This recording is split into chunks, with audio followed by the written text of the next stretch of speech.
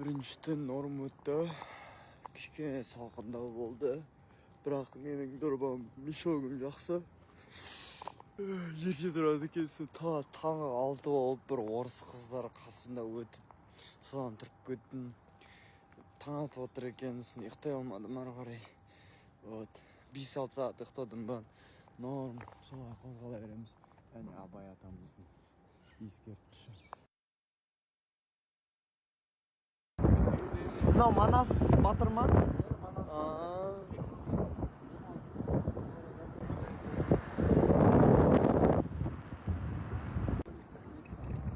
Мәссаған 2013 жылы болған революция. Мынау ақ үйлері.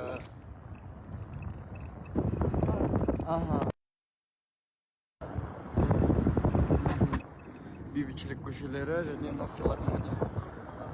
Мана.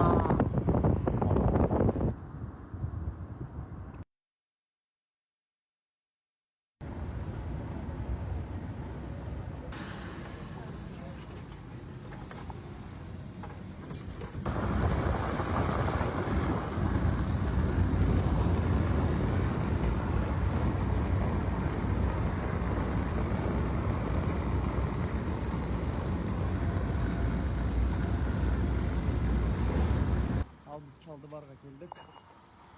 Чалдыбар деген Бішкектен Таразға бара жатқанда Қазақстан мен Қырғызстанның шекаралары. Міне, пункт пропуска. Қазақстанға кері кірдік. Мінекей Қазақстаннан бүкіл машиналар, фуралар Қырғызстанға кіргілері кеп батыр. Міне, машиналарды ойлайым да, бәрі осы Қырғызстанға баратырған мысалы. Сауда, ақша жасау, байып кету, бақытты болу, рақаттану да. Жұмыс жасамау, рақаттану. Неге тікелей рақаттанбаймыз? Ол үшін ақша керек емес қой. Тамақ болса, істейтін кәсібің болса, ұнайтын бір мүддең болады ғой.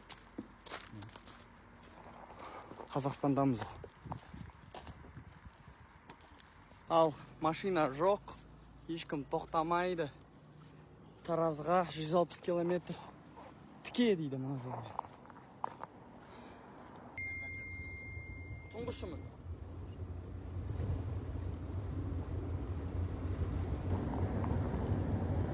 Міне жалбыз. Иісі керемет.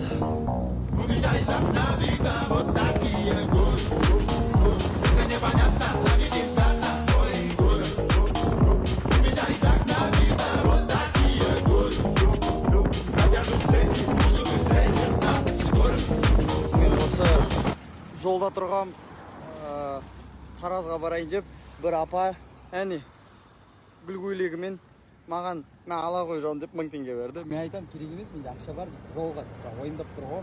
Жолға ақшам жоқ деген соң. Мен қосап берген соң. Таразға барасыз ба? Рет стоп. Осындай әдемі жер.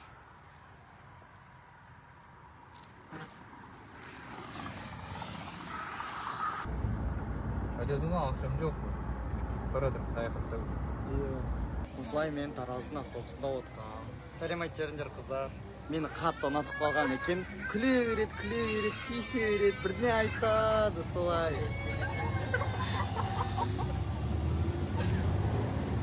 Сол Тараз деген қызық жер екен. Так, ал біз Тараздамыз.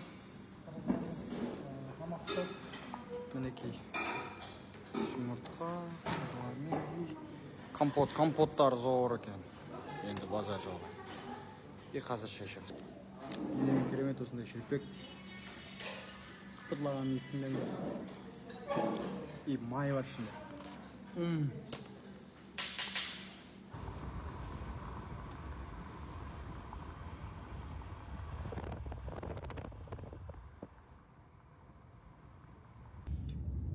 Шымкентке келдік. Бүгінге сапарымыз тоқталады. Жаман шаршап отырмын.